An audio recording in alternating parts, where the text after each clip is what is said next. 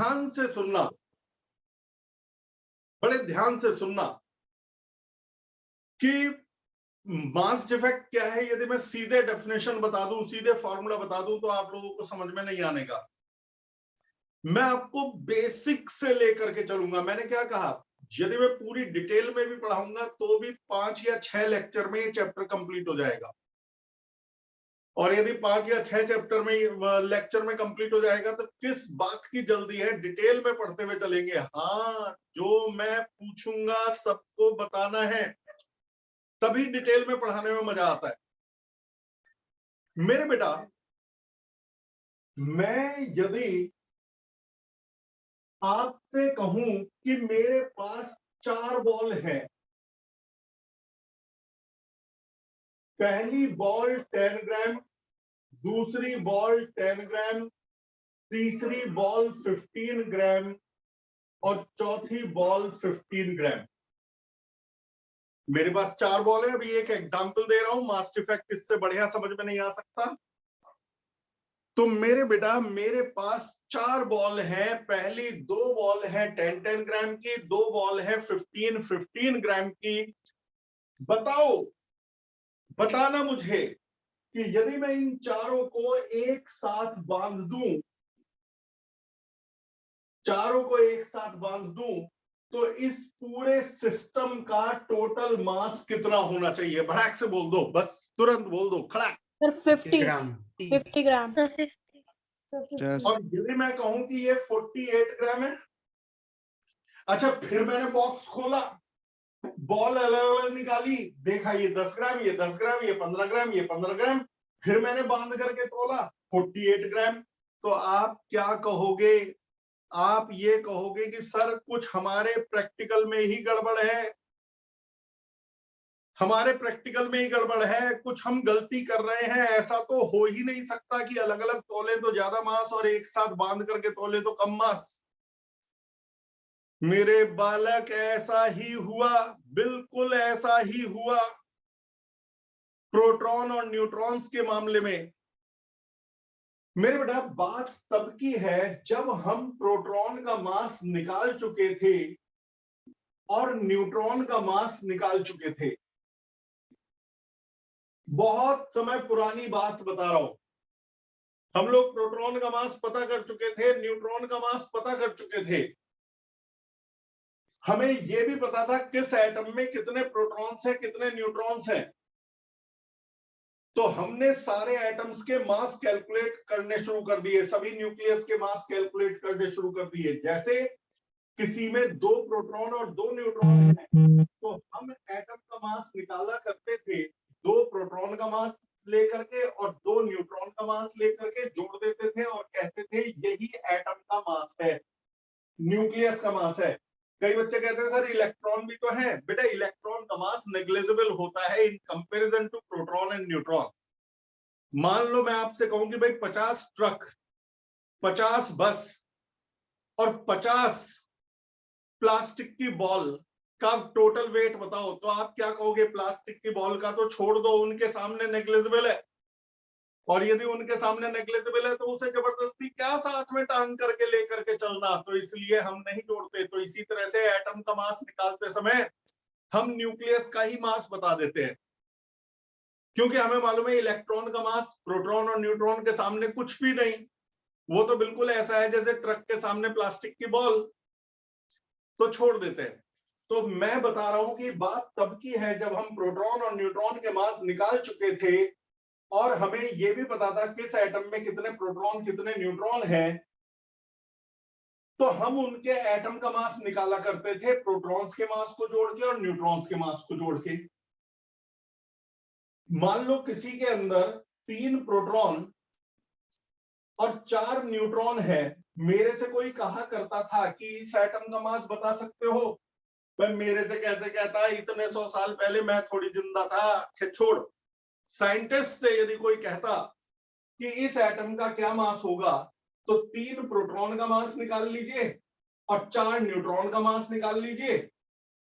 जो मास आएगा उसी को कहते थे कि ये एटम का मास है, ये एटम का मास है। लेकिन गड़बड़ तब हुई जब हमने सीधे एटम का मास निकालने का प्रैक्टिकल कर लिया और हमें सीधे एटम का मास निकालना आ गया, अब यहां गड़बड़ वही हुई जो मैंने पहले कॉलम में आपको समझाई थी। जब हमने इस एटम का मास निकाला तो वो 2 प्रोटॉन और 2 न्यूट्रॉन के मास के सम के बराबर नहीं था, बल्कि उससे कुछ कम था। इसका मास 3 प्रोटॉन और 4 न्यूट्रॉन के मास के सम के बराबर नहीं था, बल्कि कुछ कम था। तो उन्होंने कहा भाई ये तो फिर हमारे प्रैक्टिकल में कुछ गड़बड़ है। लेकिन प्रैक्टिकल को 100 बार रिपीट करके देखा, प्रोटॉन का मास दोबारा निकाल के देखा, न्यूट्रॉन का मास दोबारा निकाल के देखा, एटम का मास दोबारा निकाल के देखा, ना इसके मास में गड़बड़, ना इसके मास में गड़बड़, ना इसके मास में गड़बड़। लेकिन गड़बड़ क्या हो रही है? जिसमें 2 प्रोटॉन और 2 न्यूट्रॉन है, हम सोचते हैं कि उसका मास होना चाहिए 2 प्रोटॉन और 2 न्यूट्रॉन के मास के बराबर, लेकिन असली एटम का मास उससे कम आ रहा है। इसका मास होना चाहिए 3 प्रोटॉन और 4 न्यूट्रॉन के सम के बराबर, लेकिन कुछ कम आ रहा है। जब किसी साइंटिस्ट को कुछ समझ में नहीं आया तो उन्होंने उसे नाम दे दिया मास डिफेक्ट।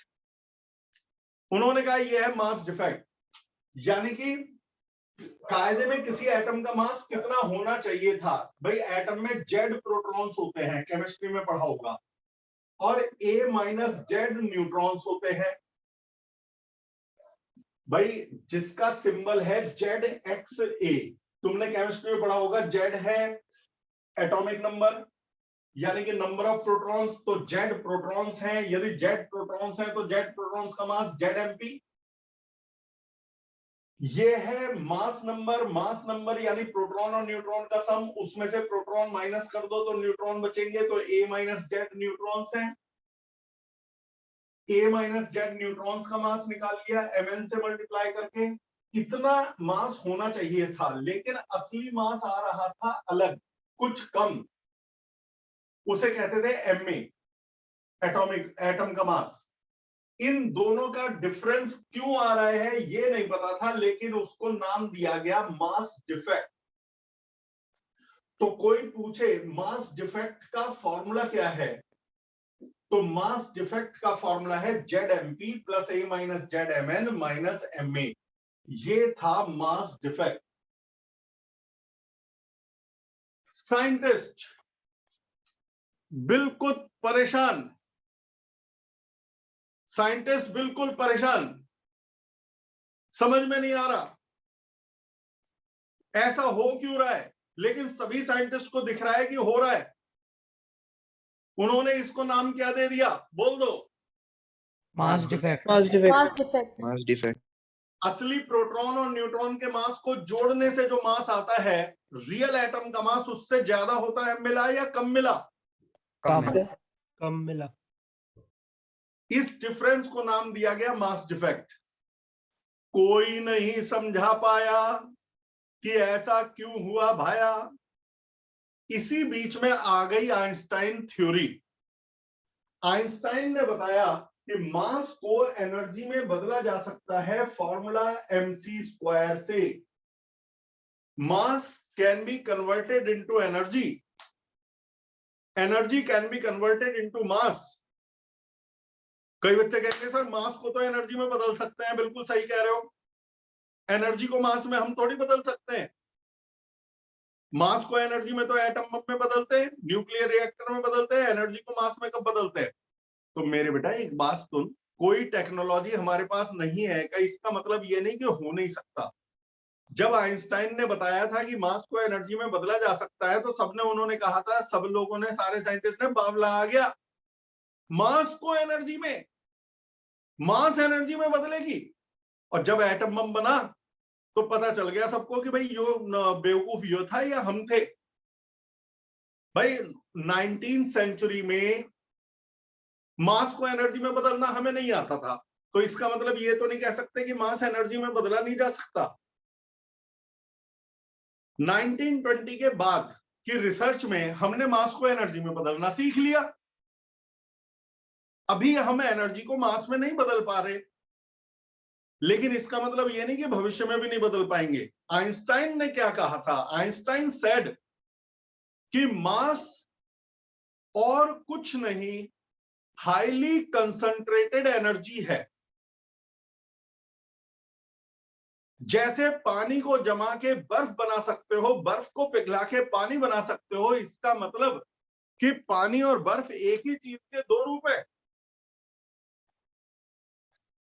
तो उन्होंने कहा कि मास और एनर्जी उसी तरह से एक ही चीज के दो रूप है। मास को एनर्जी में बदला जा सकता है, एनर्जी को मास में। पहले पूरे यूनिवर्स में, बिग बैंग से पहले जब कुछ नहीं था, उस समय पूरे यूनिवर्स में थी एनर्जी। किसी ऐसे कारण से जो हम अभी नहीं जानते, वो एनर्जी मास में बदल गई और बना प्रिमीडियल एटम। जो बच्चे साइंस में इंटरेस्ट रखते हैं, उन्होंने बिग बैंग थ्योरी पढ़ी होगी। उस एटम में ब्लास्ट हुआ और तब बना आज का पूरा यूनिवर्स, जिसे हम लोग देखते हैं, जिसे हम लोग जानते हैं, जिसे पहचानते हैं, जिसे महसूस कर सकते हैं। मतलब साफ है, मतलब साफ है कि भाई मास और एनर्जी, भले ही हम पहले मानते हो कि एक चीज नहीं है, यदि मास को एनर्जी में बदल पा रहे हो, पानी को बर्फ में बदल पा रहे हो, तो पानी और बर्फ एक ही चीज के दो रूप हैं। तो मास को एनर्जी में बदल पा रहे हो, तो मास और एनर्जी एक ही चीज के दो रूप हैं।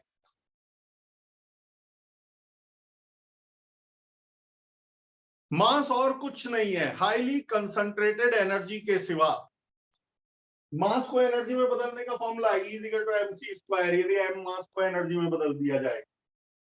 तो इस थ्योरी के आने के बाद जब हमें पता चला कि मास और एनर्जी एक ही चीज के दो रूप हैं, तो हमारे साइंटिस्ट ने मास डिफेक्ट के बारे में पता लगा लिया कि ये मास डिफेक्ट होता क्यों है।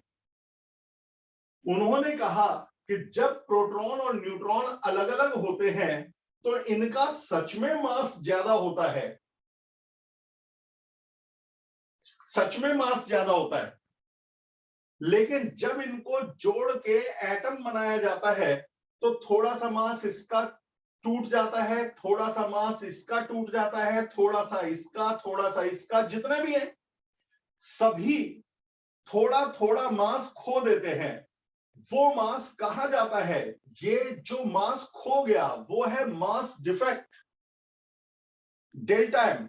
ये मास डिफेक्ट कहां गया? कहीं नहीं गया, वो एनर्जी में बदल गया, डेल्टा एम इंटू c²। भाई यदि एम मास को एनर्जी में बदलोगे तो mc², और डेल्टा एम मास को एनर्जी में बदलोगे तो डेल्टा एम इंटू c²।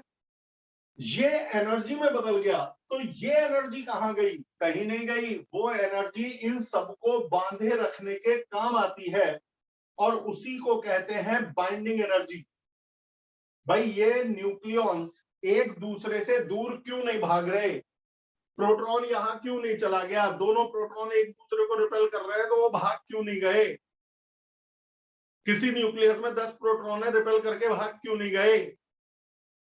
कोई तो है जो उन्हें बांधे हुए है, कोई एनर्जी तो उन्हें बांधे हुए है। वही एनर्जी है बाइंडिंग एनर्जी। तो जो मास खोया था, वो मास एनर्जी में बदल गया, और वो एनर्जी उनको बांधे हुए है, और यही कहलाती है बाइंडिंग एनर्जी। तो समझ गए, प्रोटॉन न्यूट्रॉन जब अलग अलग थे तो भारी क्यों थे? क्योंकि प्रोटॉन अलग था तो पूरे साइज का था, न्यूट्रॉन पूरे साइज का था। जब इन ये पास आए और जुड़ के एटम बनाया, न्यूक्लियस बनाया, तो सबका थोड़ा थोड़ा थोड़ा हिस्सा उड़ गया। उड़ का मतलब आसमान में नहीं उड़ गया, थोड़ा थोड़ा हिस्सा सबने दे दिया शेयर, और वो मास एनर्जी में बदल गया। वो एनर्जी इन सबको बांधे रखती है, और उसी एनर्जी को कहते हैं बाइंडिंग एनर्जी। क्या कहते हैं उसको? Binding energy. Binding energy. Daily आना है, क्योंकि मैंने बताया था देख इसकी कई वीडियोस मिसिंग है, तो मैं अब रेगुलर ही पढ़ाऊंगा, डेली पढ़ाऊंगा। सब आते रहो, डेली पढ़ते रहो, ठीक है बेटा? और इसीलिए आज रिकॉर्डिंग भी कर रहा हूं, डाल दूंगा इसको आप फ्यूचर के लिए। तो ये है बाइंडिंग एनर्जी का कंसेप्ट। तो बताओ, जब प्रोटॉन न्यूट्रॉन, बस लास्ट बार पूछूंगा, इसके बाद आगे बढ़ जाऊंगा, जब प्रोटॉन न्यूट्रॉन अलग अलग थे तो हैवी थे या लाइट थे? हैवी। और जब वो जुड़ करके एक न्यूक्लियस या एटम की शक्ल में आए तो वो हैवी हो गए या slightly light? Slightly light. Light. थोड़ा थोड़ा मास खो दिया, जो मास इन सब ने मिलके खोया उसे कहते हैं मास डिफेक्ट। और वो मास डिफेक्ट कहाँ गया? तो जवाब है बाइंडिंग एनर्जी। एनर्जी बन के एटम में ही है, न्यूक्लियस में ही है, यही कहलाता है बाइंडिंग एनर्जी। समझ गए? यस। तो ये है हमारी बाइंडिंग एनर्जी जो इन्हें बांधे रखती है।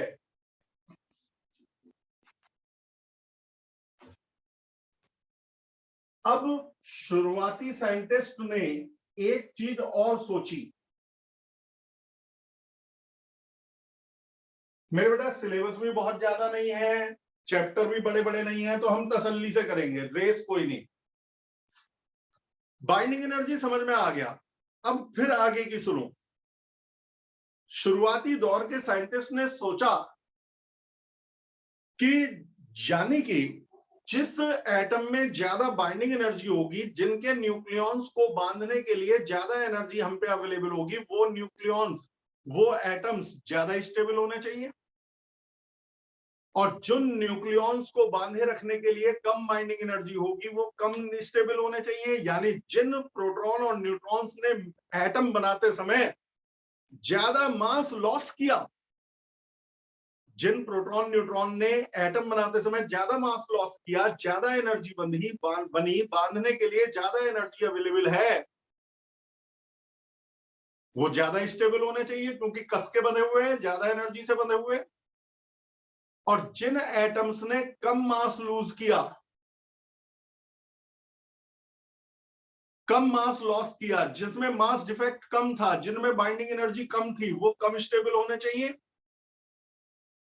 लेकिन फिर लोचा हो गया। साइंस में यही होता है, जब हम कोई नई चीज पर पहुंचते हैं तो पुराने में कुछ ना कुछ कमी निकल ही आती है।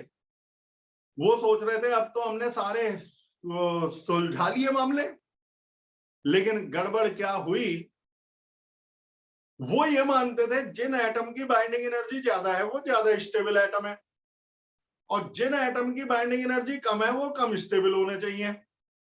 लेकिन कई एटम ऐसे मिल गए जिन्होंने लफड़ा मचा दिया। पता चला कि बाइंडिंग एनर्जी बहुत ज्यादा है एटम की, लेकिन वो अनस्टेबल है, आसानी से टूट फूट हो जाती है। और कुछ एटम जिनकी बाइंडिंग एनर्जी बहुत कम है, लेकिन वो यूनिवर्स में बहुत ज्यादा स्टेबल है, अबंडन है, सारे में फैले पड़े हैं। मतलब ये हमें ऐसे उदाहरण मिलने लगे जिनमें बाइंडिंग एनर्जी ज्यादा होने के बावजूद स्टेबिलिटी नहीं थी, कम थी, आसानी से बेकार हो जाते थे, टूट जाते थे। और कुछ ऐसे एटम मिले जिनमें बाइंडिंग एनर्जी बहुत कम थी, लेकिन वो बहुत स्टेबल थे। इसका भी जवाब मिला। लेकिन उस जवाब को देने से पहले मैं आप लोगों से एक सवाल पूछूंगा।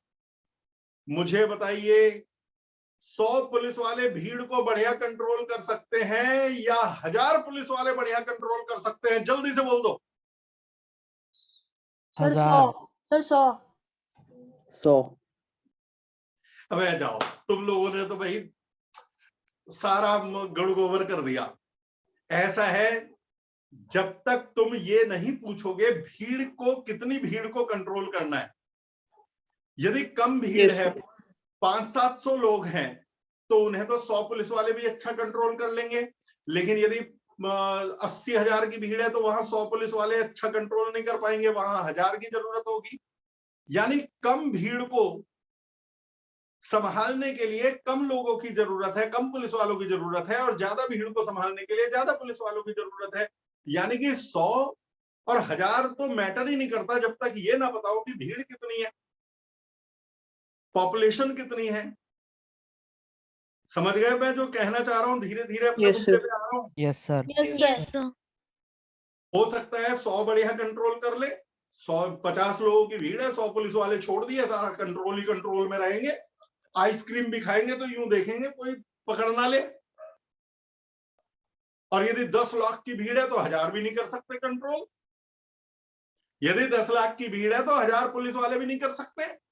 तो 100 करेंगे या 1000 करेंगे, ये भीड़ पे डिपेंड करेगा। तो बस साइंटिस्ट को जवाब मिल गया कि बाइंडिंग एनर्जी तो मैटर ही नहीं करती जब तक ये ना पता हो कि कितने न्यूक्लियॉन्स यानी कि प्रोटॉन न्यूट्रॉन को बांधना है। मान लो किसी में सिर्फ 4 प्रोटॉन न्यूट्रॉन है, उनको बांधने के लिए बाइंडिंग एनर्जी 32 MeV है। और कहीं पर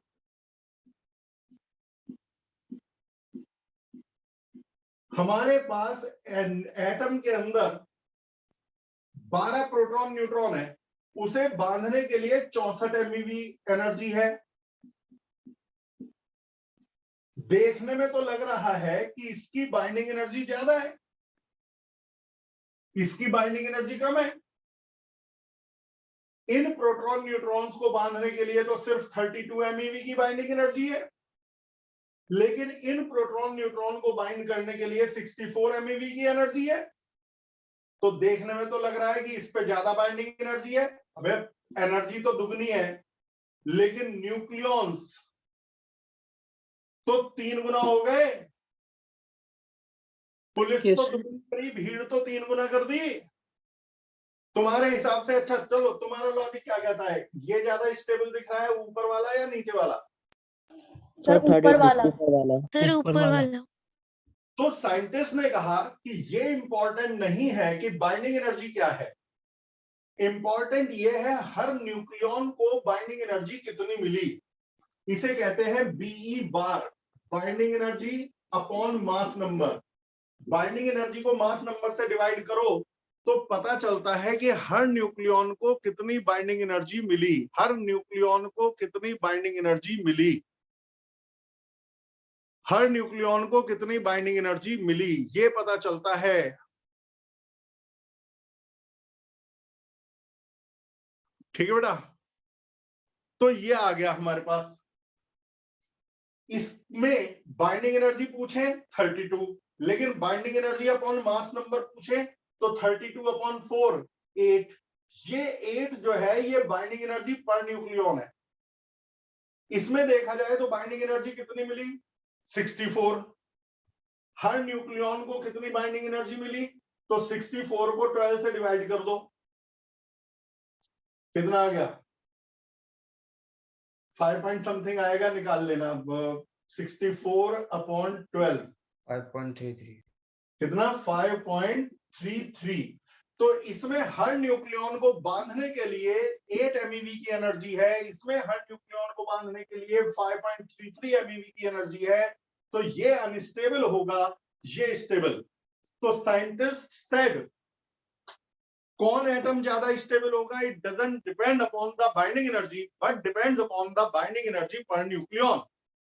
कौन सा एटम ज्यादा स्टेबल होगा ये इस बात पर डिपेंड नहीं करेगा कि बाइंडिंग एनर्जी क्या है, इस बात पर डिपेंड करेगा कि हर न्यूक्लियॉन को कितनी बाइंडिंग एनर्जी मिली। तो तब से बीई इतना इंपॉर्टेंट नहीं है जितना बीई बार, बाइंडिंग एनर्जी पर न्यूक्लियॉन। आपके एग्जाम में बाइंडिंग एनर्जी पर न्यूक्लियॉन पे ग्राफ आता है, बताता हूं उसके बारे में।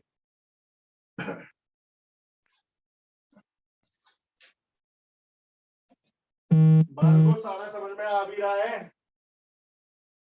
Yes sir. Yes sir. ठीक है, क्योंकि देख लाइव का जो मजा है वो तो लाइव का ही है, वीडियो से देख लो, भले ही कई बच्चों को तो आदत पड़ गई बस वीडियो देख लेंगे, देख लो, मुझे कोई दिक्कत नहीं, लेकिन जो आमने सामने बातें होती है, डिस्कशन होता है, वो वहां मिसिंग होता है, एक फैक्टर मिसिंग होता है, एक्स फैक्टर। अब आता है ग्राफ, बाइंडिंग एनर्जी पर न्यूक्लियॉन वर्सेस मास नंबर। ठीक है बेटा,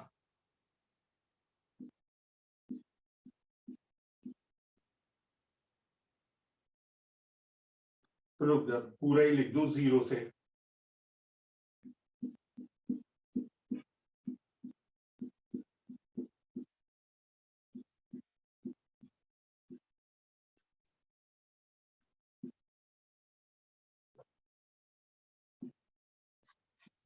देख,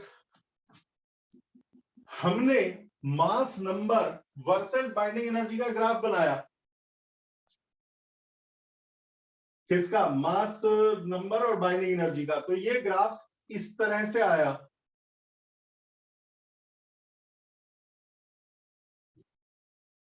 आपको ये ग्राफ याद रखना पड़ेगा, इसके हर उतार चढ़ाव को ध्यान रखना पड़ेगा। वैसे शीट में भी दिया हुआ है, जो प्रिंट नोट्स है आपके पास। ग्राफ लगभग 2 के पास से शुरू होता है और बाइंडिंग एनर्जी MEV में है, मिलियन इलेक्ट्रॉन वोल्ट पर न्यूक्लियॉन में है। लगभग 2 के पास से शुरू होता है, फिर 7 तक जाता है, 7 से फिर लगभग 5 तक आता है, फिर 8 के तक जाता है, फिर थोड़ा 7 तक आता है, लगभग 7 तक, फिर ऊपर जाता है। और इस तरह से 0 मास नंबर से 20 मास नंबर तक बहुत ज्यादा वेरिएशन दिखाई देते हैं। ये है हाइड्रोजन। हाइड्रोजन की बाइंडिंग एनर्जी पर न्यूक्लियॉन बहुत कम है। ये है हीलियम, उसकी बाइंडिंग एनर्जी पर न्यूक्लियॉन बहुत ज्यादा है, एकदम से बढ़ जाती है। फिर अगले की बाइंडिंग एनर्जी पर न्यूक्लियॉन कम है, फिर ज्यादा है, फिर कम है, फिर ज्यादा है, फिर यूनिफॉर्मिटी दिखाई देती है। ये तो प्रॉपर्टी है, इसमें तो हम कुछ कर ही नहीं सकते कि ऐसा क्यों होता है। वो तो हर मटेरियल के, अब कोई पूछेगी ये आदमी गोरा क्यों है, ये आदमी काला क्यों है, भाई ये तो जेनेटिक इफेक्ट है, इसमें हम तो कुछ कह नहीं सकते। सोना पीला ही क्यों होता है, चांदी सिल्वर कलर की अलग सी चांदी जो है कलर इसका शाइनी क्यों होता है, ये सब प्रॉपर्टीज है। बस ये समझ लो, ये ग्राफ तो याद करना है कि ऐसा होता है। बाइंडिंग एनर्जी कम ज्यादा, कम ज्यादा, कम ज्यादा, फिर इसके बाद बढ़ी बढ़ी बढ़ी, फिर घटती गई घटती गई। तो यहां कुछ चीजें देखने लायक हैं। शुरू में हाइड्रोजन की बाइंडिंग एनर्जी पर न्यूक्लियॉन बहुत कम है, तो वो अनस्टेबल है। तो न्यूक्लियर रिएक्टर में फ्यूजन बम इसी से ही तो बनता है, हाइड्रोजन से। Yes sir. अनस्टेबल है। तो कई बच्चे कहते हैं इतनी आसानी से तो फ्यूजन नहीं होता। अरे भैया एक बात बता, उसकी कंडीशन तो दोगे। अब माउंट एवरेस्ट पे पहुंच करके या किसी पहाड़ की चोटी पे पहुंच के गर्म किए बगैर कहो कि पानी उबल जा, पानी उबल जा, पानी उबल जा। भाई ठंड में बैठे हो, पानी कैसे उबल जाएगा? तुम्हें उसकी कंडीशन तो देनी पड़ेगी, 100 डिग्री तक गर्म तो करना पड़ेगा, फिर देख उबलता है नहीं उबलता है। वही बात है हाइड्रोजन की। हाइड्रोजन को हाई प्रेशर और टेम्परेचर चाहिए, वो तुम दे दो एकदम से ब्लास्ट हो जाएगा। पता है हाइड्रोजन बम जब फटता है तो पहले एक यूरेनियम यानी एटम बम भी फाड़ना पड़ता है। एटम बम के फटने से जो टेम्परेचर और हीट पैदा होती है, वो टेम्परेचर और हीट चाहिए हाइड्रोजन को फटने के लिए, ब्लास्ट करने के लिए, फ्यूजन करने के लिए, बम बनाने के लिए। यानी कि हाइड्रोजन बम अकेला नहीं होता, 2 बम का सेट होता है। एक तो हाइड्रोजन बम है ही है, और एक एटम बम है, छोटा सा नन्नू सा। तो ये अनस्टेबल है। अच्छा, बहुत ज्यादा हाई एटॉमिक नंबर अनस्टेबल है, बाइंडिंग एनर्जी पर न्यूक्लियॉन डाउन आ गई। इसमें यूरेनियम है, ये है, लास्ट के सारे हैवी एलिमेंट्स वो अनस्टेबल है। क्यों अनस्टेबल है बेटा? वो उनका बाइंडिंग एनर्जी पर न्यूक्लियॉन कम है। यूरेनियम का जब टूटता है तो बम नहीं बनता, एनर्जी नहीं रिलीज होती। अच्छा, बाइंडिंग एनर्जी पर न्यूक्लियॉन बीच के सारे मास नंबर लगभग स्टेबल हैं, क्योंकि बाइंडिंग एनर्जी पर न्यूक्लियॉन बहुत ज्यादा कम नहीं है, इतनी कम नहीं है कि फिजन या फ्यूजन हो जाए। लेकिन सबसे ज्यादा बाइंडिंग एनर्जी पर न्यूक्लियॉन किसकी है? आयरन की। 56 मास नंबर 20 से 56 तक बढ़ रहा है, 56 के बाद घट रहा है, 56 पे मैक्सिमम बाइंडिंग एनर्जी पर न्यूक्लियॉन है। तो आयरन दुनिया का क्या, यूनिवर्स का सबसे ज्यादा स्टेबल एटम है। इससे ज्यादा स्टेबल एटम नहीं है कोई। कई बच्चे कहेंगे सर ये तो ऑक्साइड बना लेता है, सर ये तो हाइड्रोक्साइड बना लेता है। अबे रहता तो Fe का Fe है। मान लो Fe2O3 बन गया तो लिख तो Fe रहे हो। अनस्टेबल तो उसे कहते हैं यूरेनियम का ब्लास्ट हुआ, यू लिख ही नहीं सकते क्योंकि वो तो बेरियम क्रिप्टन बन गया। अब यू नहीं है, Ba है, Cr है, Kr है, जो भी है। यानी कि एटम की आइडेंटिटी खत्म हो गई एटम बम में। आयरन की आइडेंटिटी तो खत्म नहीं हुई, उसे प्योरीफाई करके आयरन निकाल तो सकते हैं। तो आयरन यूनिवर्स का मोस्ट स्टेबल एलिमेंट है, क्योंकि बाइंडिंग एनर्जी पर न्यूक्लियॉन सबसे ज्यादा है। तो आज हमें डिस्कस करना था मास डिफेक्ट, बाइंडिंग एनर्जी पर न्यूक्लियॉन। कल इससे आगे बढ़ेंगे। फिलहाल आज के लिए इतना ही। Bye bye. Thank you sir. Okay.